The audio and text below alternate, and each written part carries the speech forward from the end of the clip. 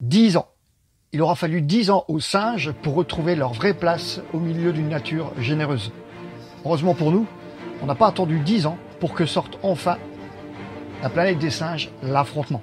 Salut à tous, voilà donc nous allons bien évidemment parler du deuxième volet de La planète des singes, l'affrontement. Donc 10 ans après la première révolte, César s'est rendu le plus discret possible aux yeux des hommes. Enfin, ce qu'il reste des hommes. Puisqu'on le sait, la grippe simienne a décimé quasiment la totalité de l'espèce humaine. Il y a des survivants.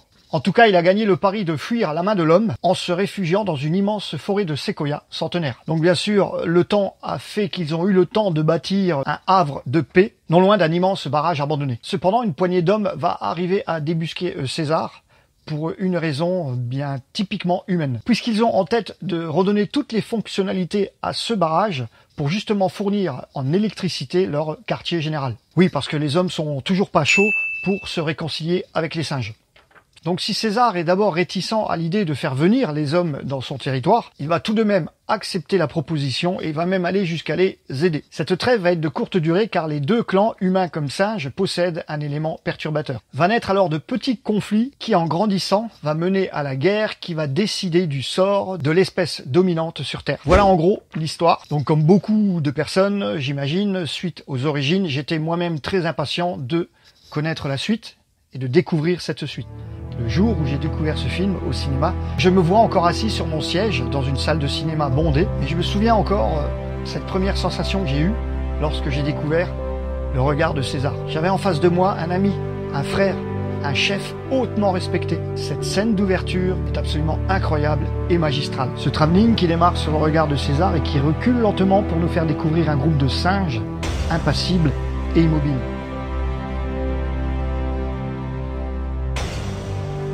C'est terriblement beau.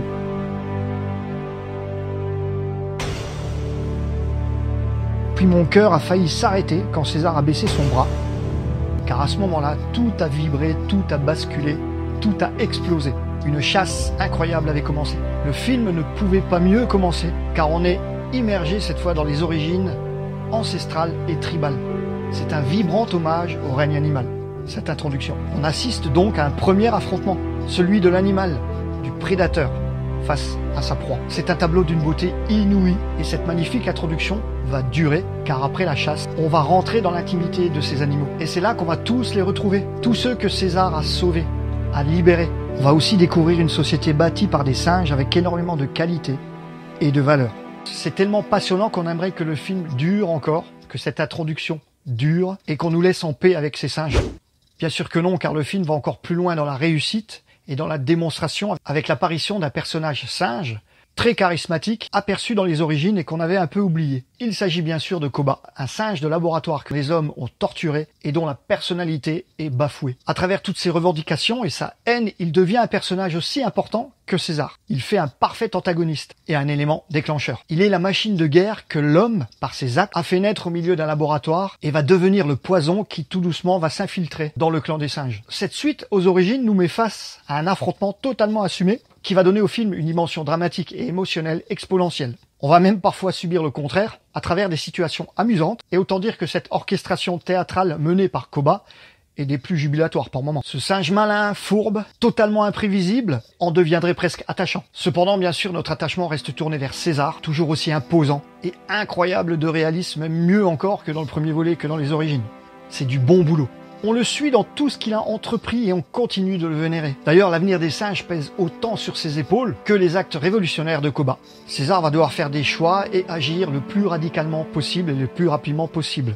C'est d'autant plus difficile pour lui car son ennemi possède les mêmes traits que lui. C'est un singe et un singe ne tue pas un autre singe. Donc le film met en avant tous ces enjeux, ces contraintes et nous montre aussi que les mauvaises personnes n'existent pas que chez les humains. Qu'un esprit tourmenté, torturé et affaibli peut devenir extrêmement menaçant et dangereux. Koba s'est imprégné d'une haine irréversible car il a été trop près des hommes, trop à leur service. Il a connu la maltraitance, les expériences, l'humiliation. Il a découvert la cruauté humaine et il s'en est imprégné. Et dans l'affrontement, Koba transmet cette haine à la manière d'un homme et non d'un animal ou d'un singe.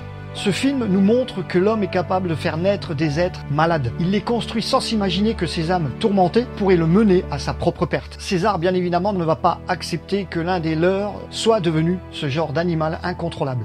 D'ailleurs, il va regretter amèrement d'avoir fait confiance à Koba. Et à la fin, d'ailleurs, César finit par dire à l'homme qui lui avait fait confiance que la guerre qui se prépare n'est pas sa guerre. César se trouve à la place du sage et doit s'élever sur un piédestal pour prouver qu'il est tout le contraire d'un homme ou d'un singe rempli de haine. Il va devoir faire face à l'irréparable et à nouveau fuir les hommes qui sont pour seuls responsables de cette tragédie. Donc voilà, une fois de plus, on est face à une vraie réussite, et ce, bien sûr, grâce aux bases déjà posées dans les origines. César, il prend encore plus de valeur dans l'affrontement. Ici, il doit mettre un terme à la colère d'un singe dérangé. Un singe que rien ne fera revenir à la raison, car la trace de l'homme est trop profonde sur lui. Koba est blessé au plus profond, et les hommes en ont fait une bombe à retardement. Plus on avance dans le film, plus on sent la fracture arriver, jusqu'au clash final où l'affrontement atteint une dimension exceptionnelle, donnant droit à des scènes d'action parfaitement orchestrées. Bref, tout est bon encore une fois pour illuminer nos pupilles et rehausser notre mercure émotionnel. Je dis bravo. Donc voilà, La planète des singes, l'affrontement, une suite admirable, passionnante, émouvante. Reste maintenant à parler du dernier volet. On monte encore d'un cran, mais je vous le cache pas. Oui, jusqu'où vont-ils aller? Ils y sont allés. Donc voilà, ce sera la planète des singes Suprématie. Et je vous laisse donc maintenant découvrir un extrait de l'affrontement. Et je vous dis à très vite pour parler du dernier volet de la planète des singes. À bientôt, bye!